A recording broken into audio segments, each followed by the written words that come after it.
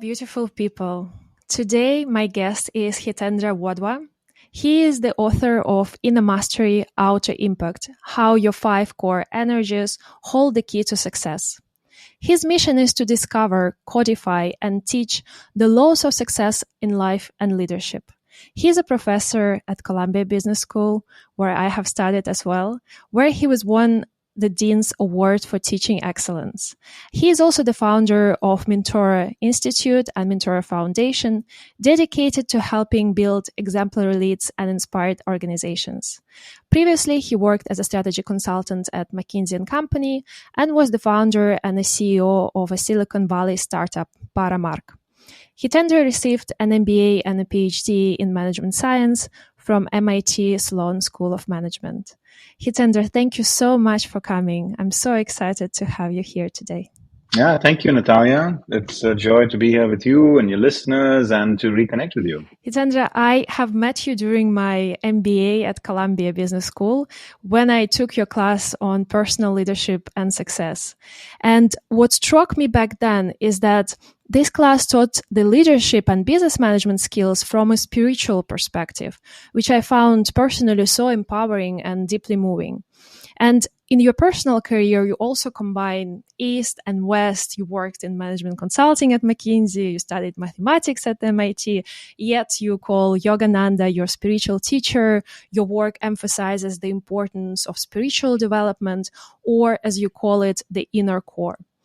How did you grow to combine these sometimes mutually exclusive dimensions, and what has led you to this journey? That's a beautiful question. And really, in some ways, it is very central to my explorations and pursuit in life. So very early in my life, I got very drawn to some of these like harder questions about, what happens after death and where did I truly, truly, truly come from, beyond just being in my mother's womb at some point, and what's my relationship with the universe, and why does life sometimes do unfair things to people and all of that. And I found a lot of solace having grown up in a country like India, which is very blessed to have had truth seekers going back thousands of years, to have had a very ancient heritage. I was able to look through the scriptural, sources, and Yogananda was a tremendous window into that for me because he was a modern day seer. He lived in the 1900s, and he ended up going to some of those very ancient sources and repackaging that wisdom for a modern age. But in addition, I was drawn to philosophies and mystics of various world traditions. I mean, Yogananda himself was very inclusive and all-embracing of anyone who had that sort of instinct of wanting to activate the God spark in them. So that became a really core part of me from probably the age like of 9 or 10.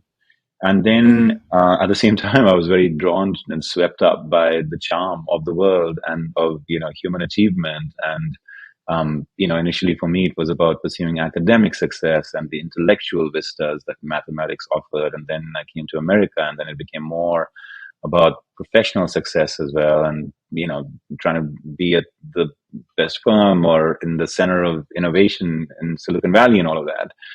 And during that period, when I was pursuing these outer measures and markers of success, I kind of like gave a little bit of a backseat to my spiritual life, my inner life. And yes, it was there. And I was, reading and reflecting and would have these conversations with the universe, from time to time. But I wasn't really deeply, anchored in a regular meditation practice, which for Yogananda had been a core part of his teaching, a very advanced practice of something called Kriya yoga. I really wasn't invested in it or doing it, or even had not even taken initiation in it. And I was, like deferring it, tomorrow.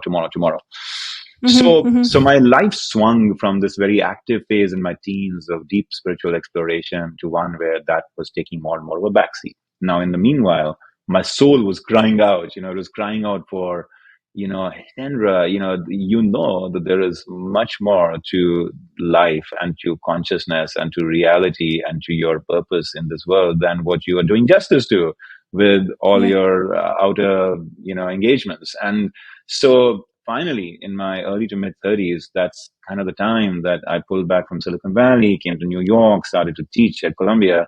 I finally decided this was high time, that I just, I couldn't afford to let another decade go by. And so Yeah. I started to deepen my spiritual practice, reconnected with a community of monks and nuns associated with Yogananda's order, really committed myself to his Kriya Yoga meditation practice, took that initiation, and it's been a most blessed journey for me ever since. And one, I think, conclusion that it has made me arrive at is that some people are very material and some are, let's say, very spiritual, but withdrawn, from the world. And today we are starting to move more and more into a space where, people are seeking to be both. There's my material side, but there's also my spiritual side. And, yeah, by the date I'm a banker or I'm a venture capitalist, but then I go on these retreats and I have my yoga practice or my, mindfulness or meditation practice and all of that. And that's okay.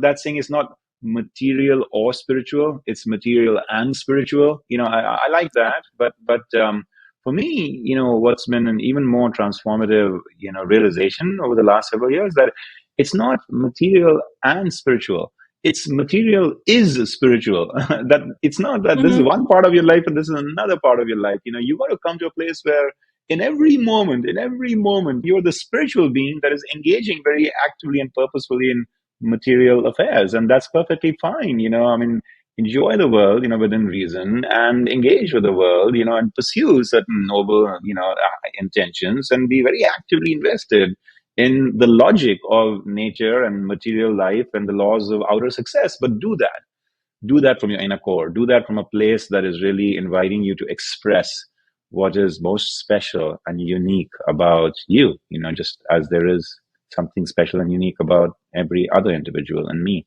So, approach all of this outer material engagement from that place. So yes, you're right. I do have this dualism. I think it's starting to get more and more, of interest to people. But the one appeal and proposal I have for us is like, also not to see them as two separate parts of you, but to Yeah. strive to bring them more and more to fusion. That's beautiful. And that's exactly one of the objectives of this podcast, to bring this duality into one and help people realize that we all start from one source, and then it's up to us how we experience this life. You mentioned Yogananda a few times, and I also know that you have recently released an article about the impact of Yogananda's teachings on Steve Jobs. And essentially you mentioned that Steve Jobs has sent the book Autobiography of a Yogi as his farewell gift for his memorial service.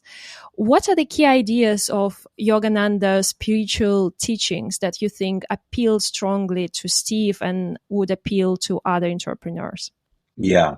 I can't speak for Steve because I didn't have the opportunity to really have a conversation with him directly Yeah, of on course. what he was gaining from this, but I can speculate. I can speculate. What I do know is that, yes, like you said, he had designed everything about his memorial service before he passed away. And it happened there at the Stanford University campus, and all of the movers and shakers in Silicon Valley were there. And yes, they got this brown bag at the end, which when they opened up, they saw that it was the autobiography of Yogi. So it was truly his last message and some of his last gift, to the world. Mm-hmm. And then in addition to that, he was asked by his biographer, Walter Isaacson, what books he has on his iBooks, right? And the only book he had, on his computer, on the iPad, was Autobiography of Yogi. That was the only book he had. And he said, like, Wow. he had been reading it every year. He would reread it every year since the time in his late teens when he was traveling around India, and he found that book. And so there's definitely a very strong attraction he had for Yogananda and for the ideas in that book. Now, what I can offer to you is that fundamental thesis of Yogananda, which is consistent with mystics, across the ages, is that you and I, we have no idea what beauty, what love, what grace, what strength, what creativity, what wisdom, what joy. These are qualities of your core. These are qualities of your soul.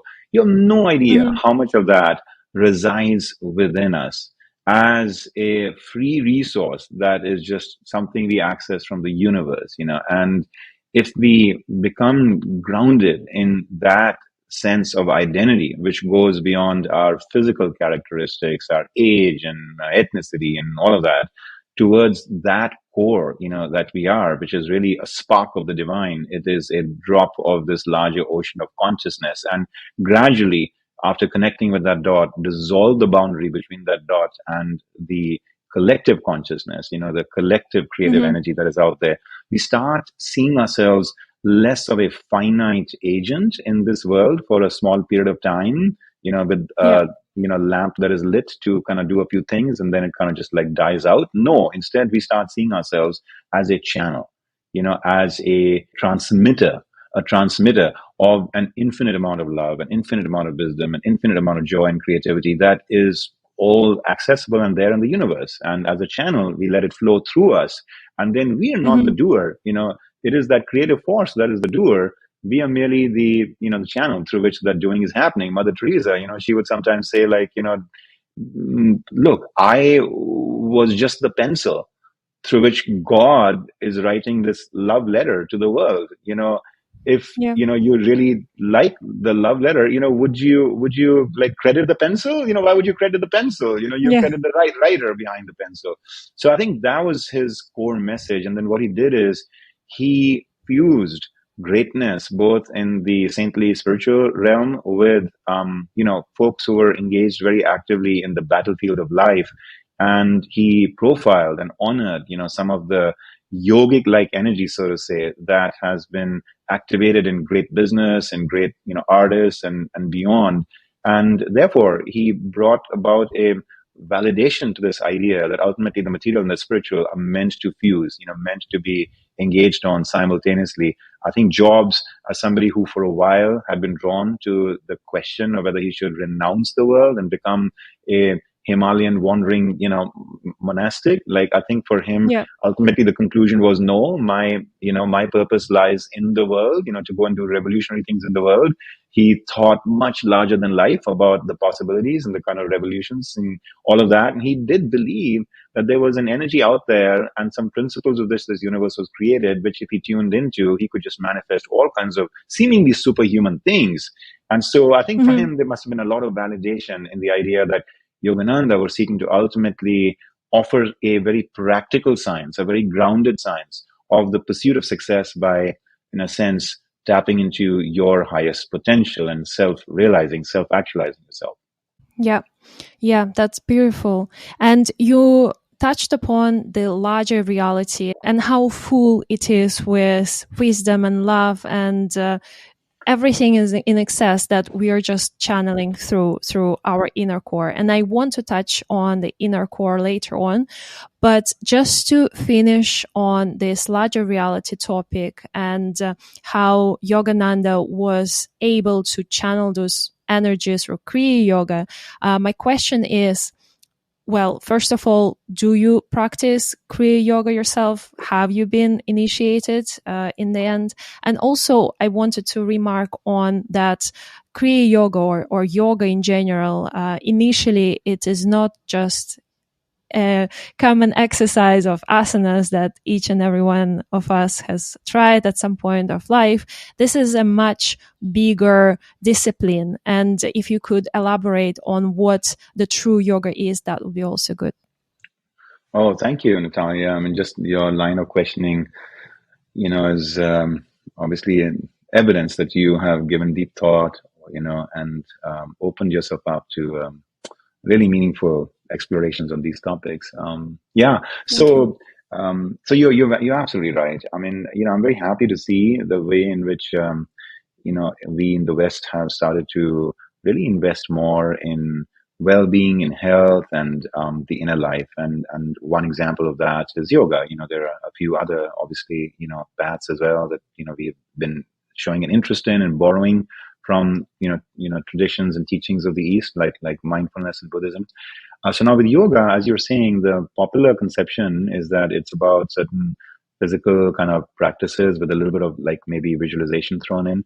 But that is actually just one of the steps of a structured approach towards advancing consciousness to your full potential.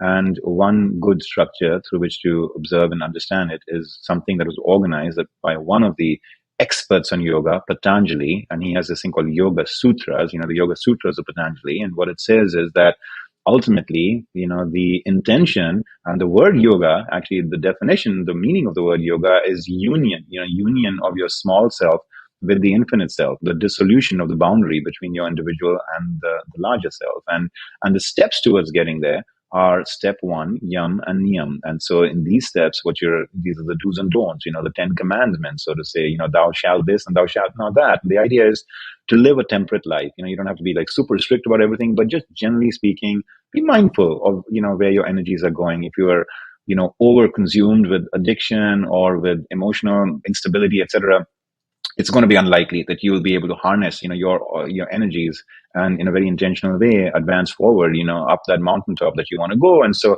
just be mindful, every day of just kind of how you're living and the choices you're making, and keep them within some reasonable bounds, right? And so that's the yam niyam part. And then after that is asana, this thing about, making sure that your body is healthy and you're engaging in some forms of yogic like exercise, or just some exercise of things that are just like helping you make sure, because the body is a vehicle, without the body being in a healthy place, it's very hard to do the inner work or meditation, etc. So the asana part is just meant to help you keep a healthy body, pursue longevity, in a kind of intentional way, so that over a decent period of time you have the opportunity to go deeper and deeper and deeper into your inner quest. Then after that, you come to pranayam, right? And in pranayam, what you're doing is you're seeking to take control over life force. In yoga, you call prana, and perhaps in Is China, it you connected call it with chi. breath? The prana itself is meant to be a subtle kind of life force, intelligent life force, which animates us, which gives us life. When we die, the prana is what leaves our body, and so therefore you can feed it or do whatever you want with it. But basically, the life force is gone. Once the life force is gone, nothing on the physical plane can revive the body. And so this prana is something which is not measurable, as much by today's scientific instrumentation, because it lies at a subtler level of vibration than purely physical, entities in the world. But, for truth seekers of the past, they learned and discovered that this was, more closer to their essence, and that, through certain practices, mental and psychological, practices of concentration and focus, they could start to tune into prana. They could start to control the flow of prana in a, general sort of, human life. That prana flows from your medulla down your spine and up your spine, up to the brain as well. And it starts to basically, animate you. It starts to help you engage with your senses. It makes you come alive to, sight, smell, sound, touch, and taste. And then you get like completely swept up by the aura and allure and illusion, of, seeing reality in terms of just the outer sensory material experience.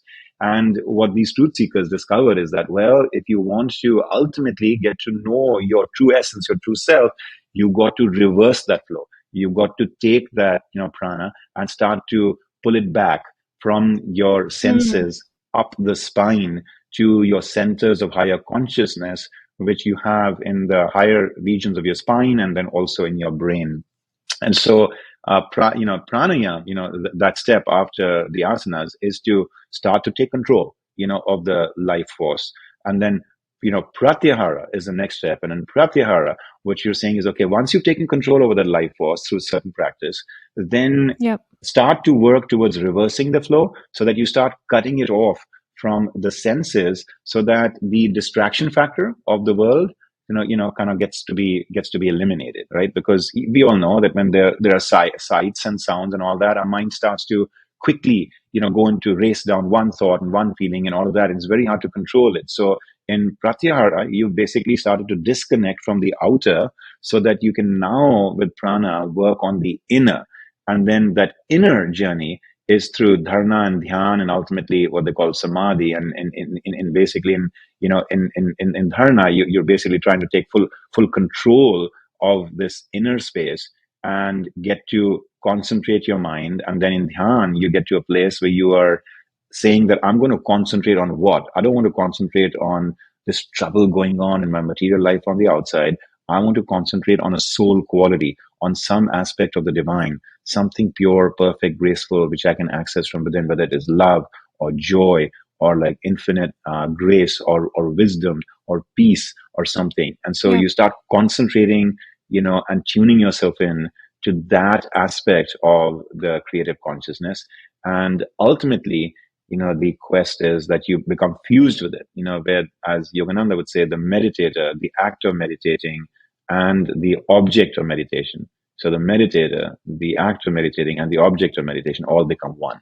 At that point, you're in the state of samadhi, and you're just completely fused with that. You are not focusing on bliss; you become bliss, and it's just a beautiful glimpse that you get of like an, oh wow, this is free.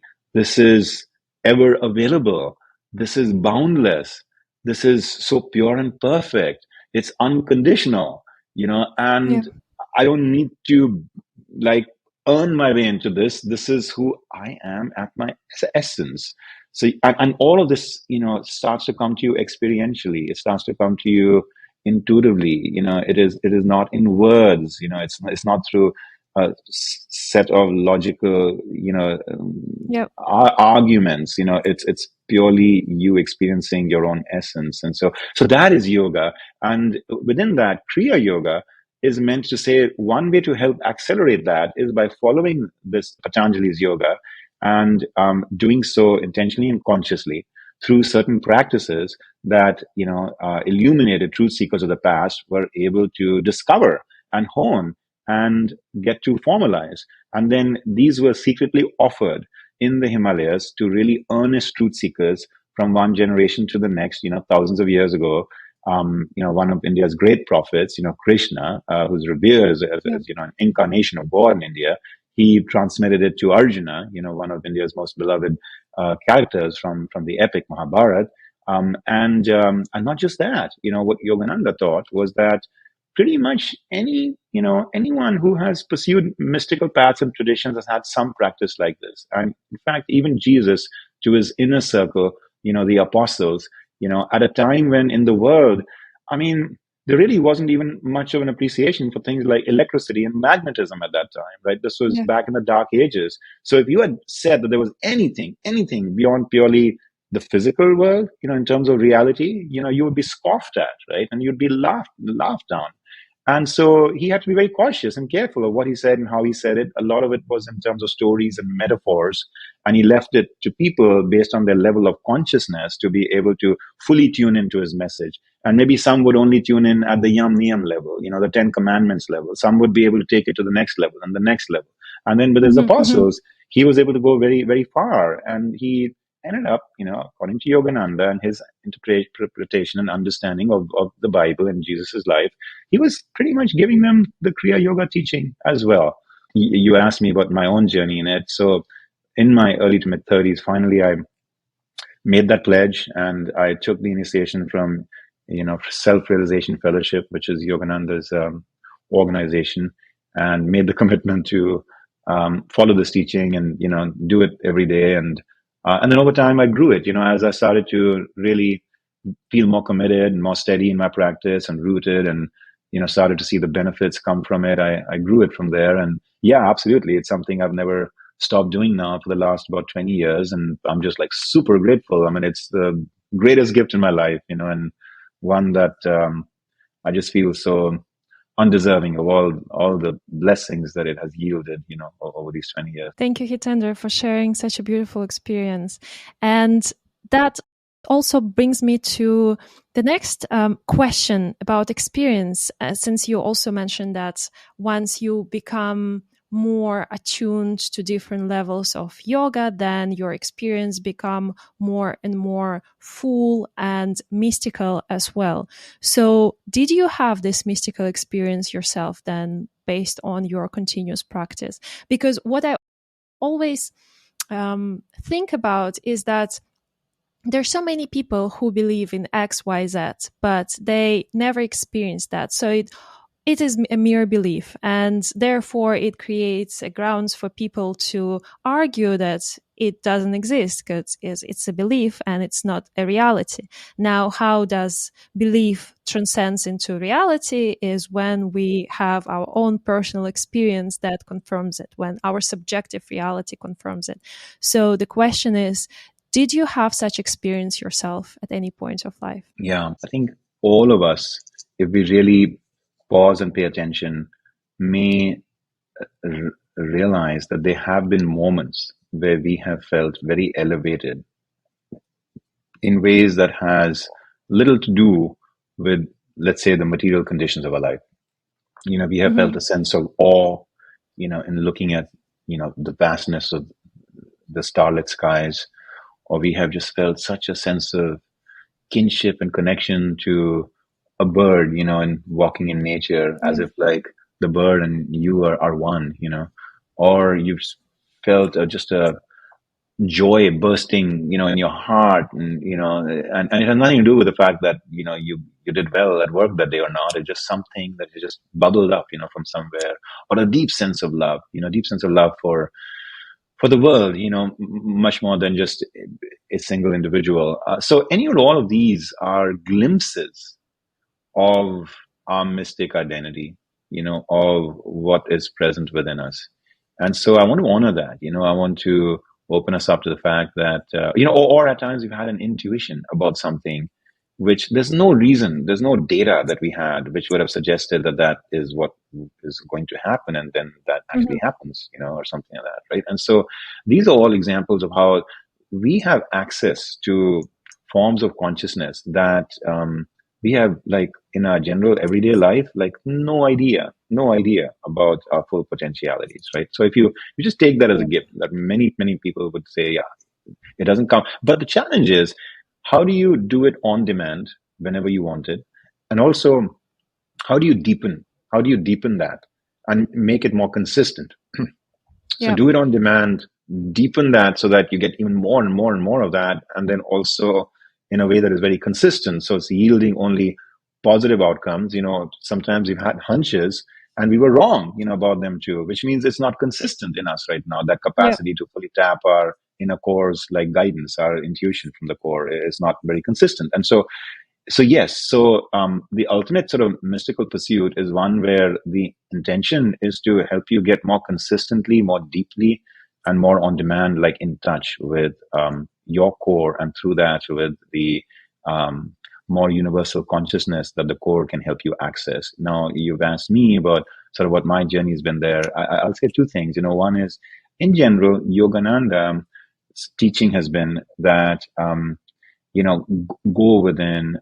Here are the practices. Try it out for yourself. It's scientific. If it doesn't work for you, walk away from it. But if it's working for you, why would you not want to do more of it, more of it, more of it?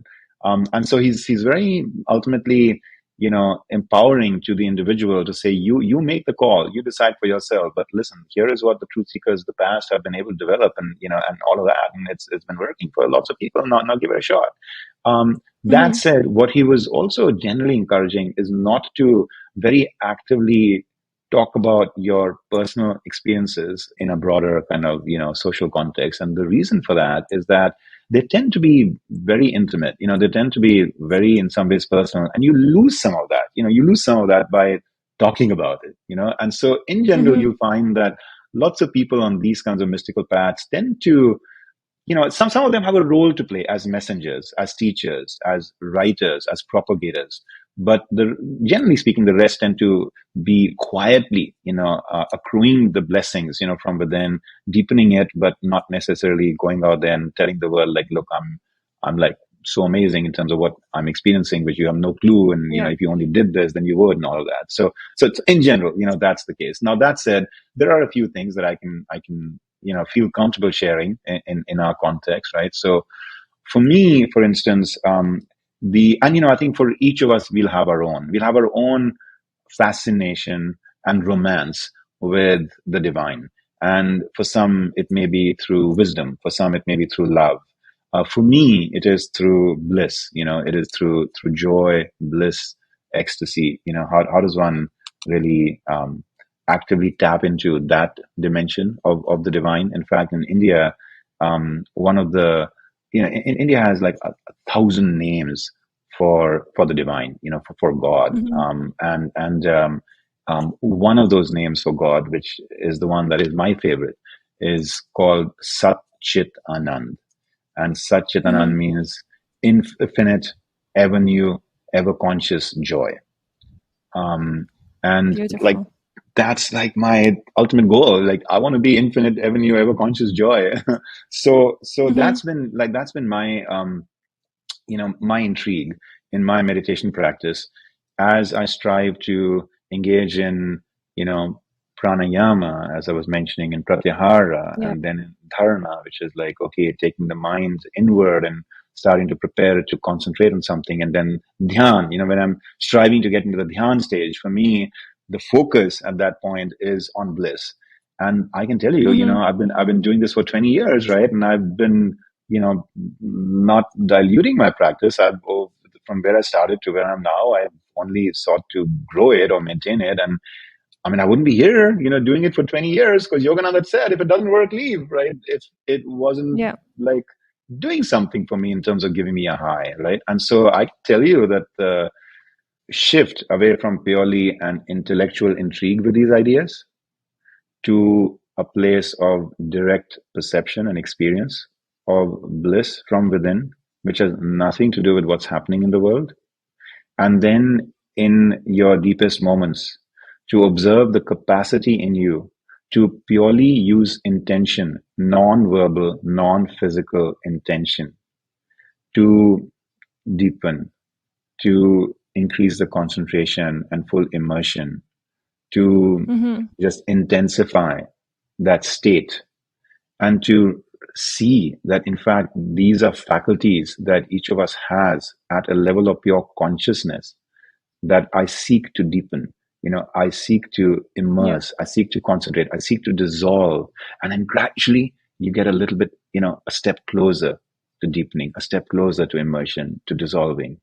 And sometimes you get into these moments like what one of Yogananda's exalted, nuns, Gyanamata, is an American lady who became a nun in his order.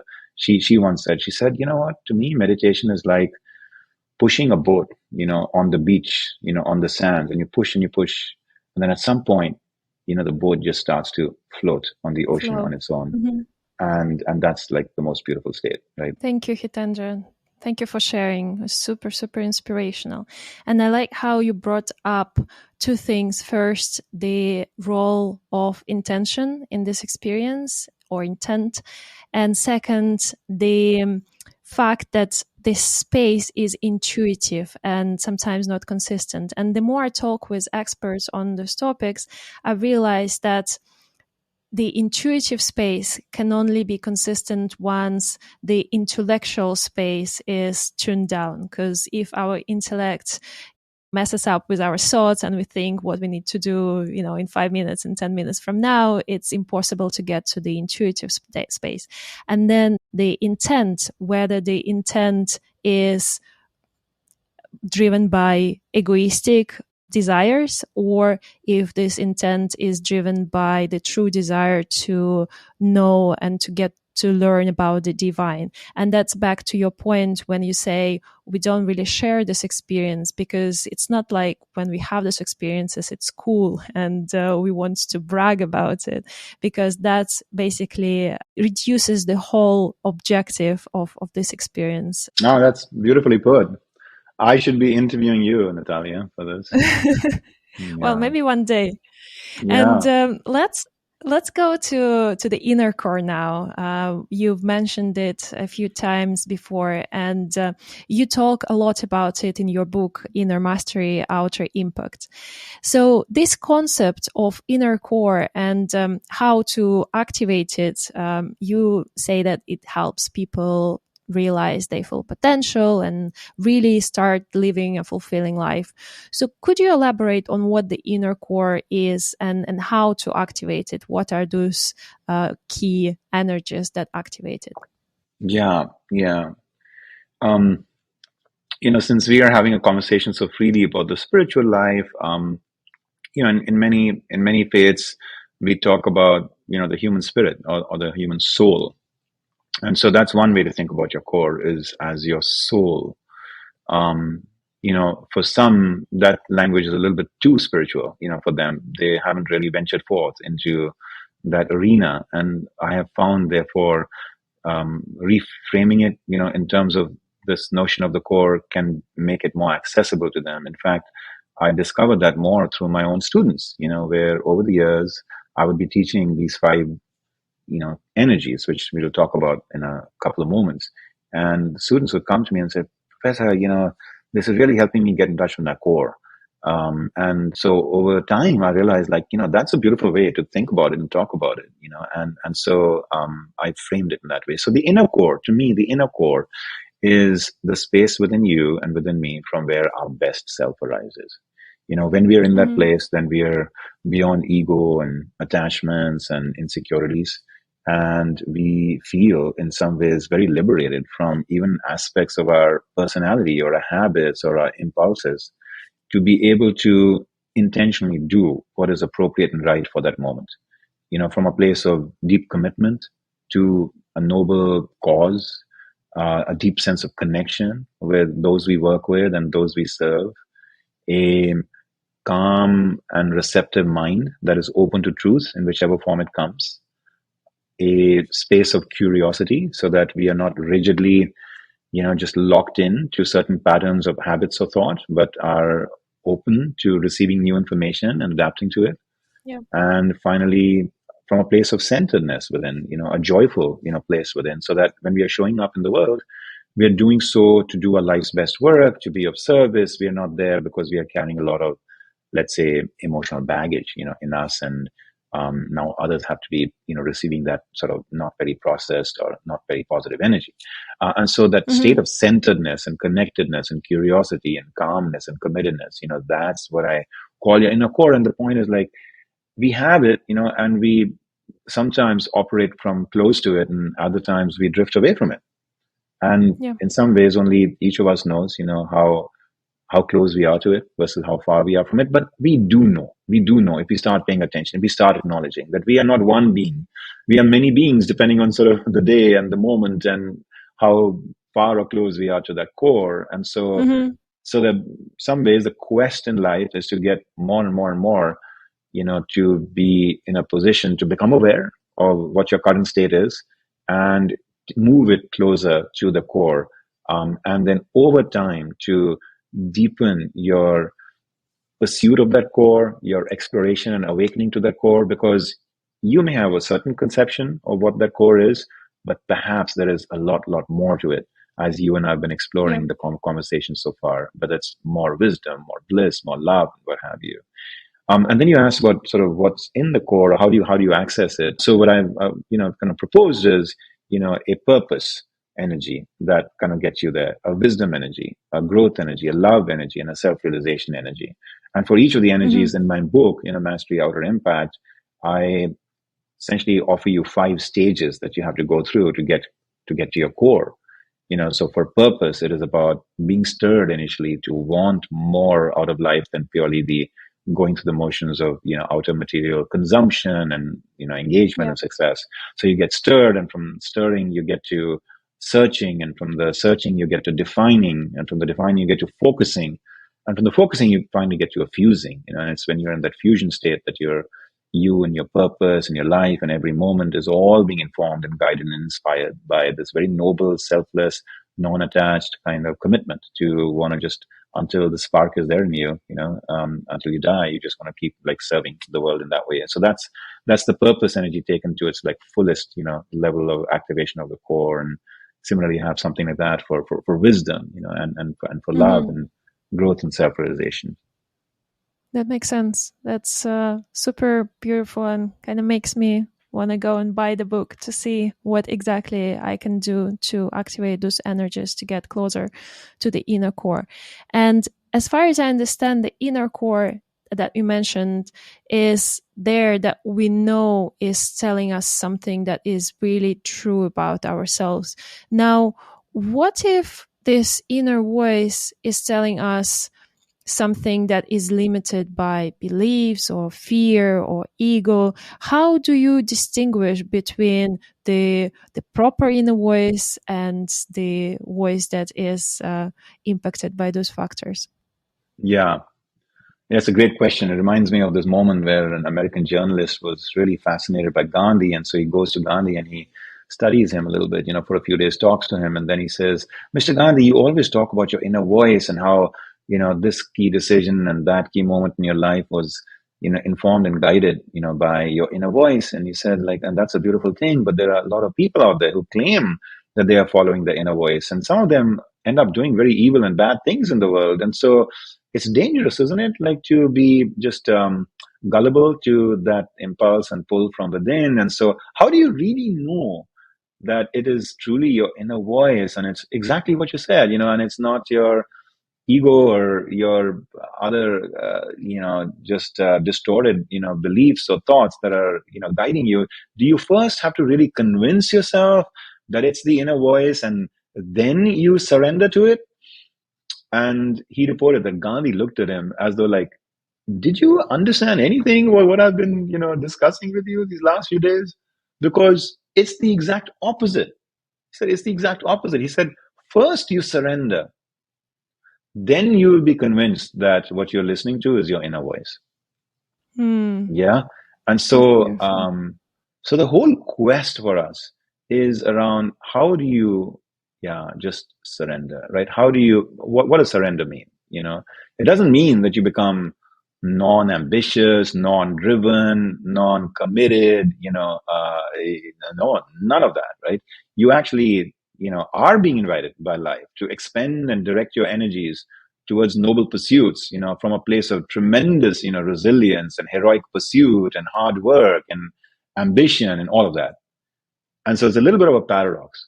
But what you're also being invited to do is to make sure the intention behind this is very pure, is coming from a place of noble service, of a desire, even people who have a very service orientation. I've seen, for example, in cultures in education or nonprofit or sometimes in the government, people come with very, very beautiful intentions to want to serve, but then they get caught in certain traps about like, this is the right way to do things. These are the right policies. I know what the kind of, path forward here is and you don't. And they start having these fights and arguments and debates and, and they're somewhat blindsided by the way things worked 20 years ago. Well, now it's 20 years later, things may have changed.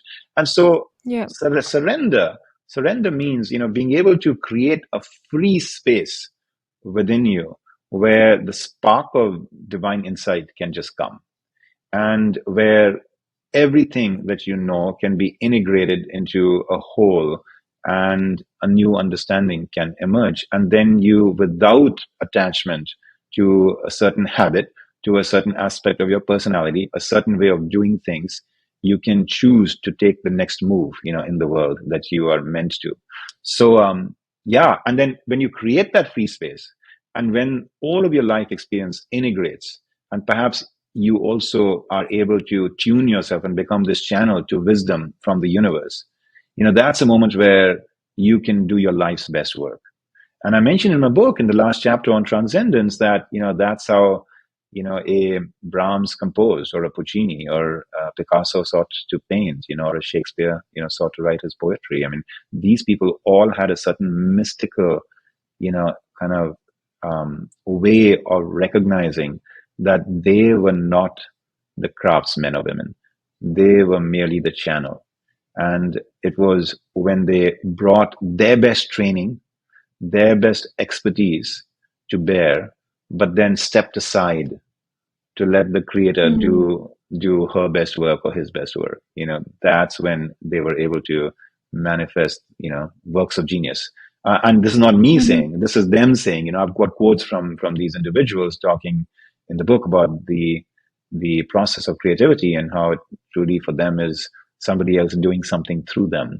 And so yes, so surrender ultimately is it's a beautiful muscle quality to build. And some of us might think, hey, wait a second, Hitendra, I mean, like, come on, like, I live in a very demanding dog eat dog world. I'm in whatever, consulting, banking, all that, right? And what if I were to tell you, I mean, look, what about sports? A pretty competitive world, sports. And here's somebody like John Wooden, and he was a coach of the UCLA basketball team here in California. And he, would tell his players, he said, I don't care if you win or lose. He said, I don't want you to be attached to that outcome. I don't care if you win or lose. What I care about is that can you walk out of every game, committed and convinced that you did your best. You played your best game. That's it. So you do your best, but you don't be attached to the win or loss. And here's a guy who's telling his players, I don't care if you win or lose. And he ends up being the most successful coach in college basketball history. In fact, his teams won about 11 or so national college basketball championships. And the second most successful coach has won 5. So 11 to 5. And then, of course, the rest of them are bunched below the 5.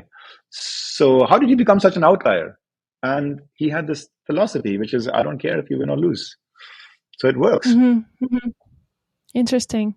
Yes, I guess answering my own question on how do you distinguish between the right voice and the wrong voices, it all comes down to non-attachment to anything that you do, be that your fear of making mistakes when you're playing this game, be that, fear of not succeeding, or also the pride in doing global artwork like Picasso. He, instead of taking this pride to himself and therefore boosting his ego, he actually was able to transcend and claim that essentially it was not as much of him as it was of the divine power within him. So I guess from this non-attachment come the great things. Hitendra, thank you so much for this conversation. I've been truly, truly enjoying it. Is there anything else that you would like to share with the listeners as maybe a final advice? Okay, let me offer it through a story. There's a musk there who naturally exudes fragrance, the musk fragrance.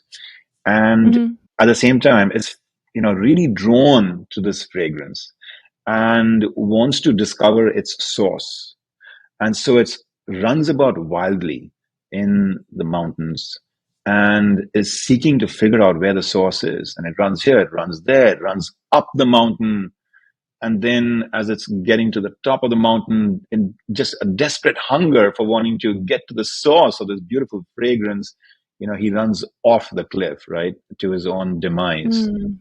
And at all of that, time, didn't realize that actually, the true source of that fragrance was right within him. It was within him. He was the source of that musk fragrance. And I think, like, if you take that as a metaphor for how we live life, right, all of us want, like, love. We want joy. We want eternal life and all of that. And we keep, like, chasing this and chasing that, and expecting and hoping that we are going to get to the source, of how to have enduring happiness and success and power and fulfillment and creative, kind of engagement and everything, right? And what we don't realize is that actually it's a very natural hunger in us. It's a very natural hunger because it is our inner core that is really yearning to express its true identity, its true form, and that is who we are. Our true self is love, is wisdom, is joy, is all of that. And the only thing is, if we turn that search from the outer to the inner and recognize that these are just like capacities we have just within us, then we come to a place of reassurance from within, enrichment from within, and a more harmonized engagement with the world around us. Because look, this world is going to be a mess. It's constantly going to be giving birth to and sustaining and then, essentially eliminating and killing things. That's just the cycle that just keeps going on. So you're never going to be able to fully be satisfied, with the affairs in the world and see them as being stable and all of that. But if you approach them from the right place within, with all the capacities that you have, the beautiful capacities and the gifts that you have, then yeah, you'll perhaps see that it ends up imbuing just so much more meaning and fulfillment, reassurance and attunement to your relationships, to your engagement with your professional life, to the new chapters that you have to write in one stage of your life to the next, and even a place of just humble acceptance, at times of certain just ups and downs and twists and turns that come to us. So that's my prayer for our listeners and for all of us, and Godspeed. Thank you for making this Thank you moment so happen, much. Natalia. It's been very joyful to talk with you. You've taken the conversation to very deep places, more than I usually go in podcasts. And kudos to you, for all the introspection and, personal truth seeking work that, you're doing. And the fact that you're coming, from this background like me, from, business school and business and doing all of this, just like makes my heart just like soar, because it's so needed, out there in the world. And I'm cheering you on in what you're doing. Thank you. Thank you so much, Hitendra. I appreciate your feedback. And as you said, I'm just a channel of what's coming through me to this world. And thank you for such an inspirational and empowering message to our audience. It's been joy to talk to you. Thank you for all your work. Yeah. Thank you.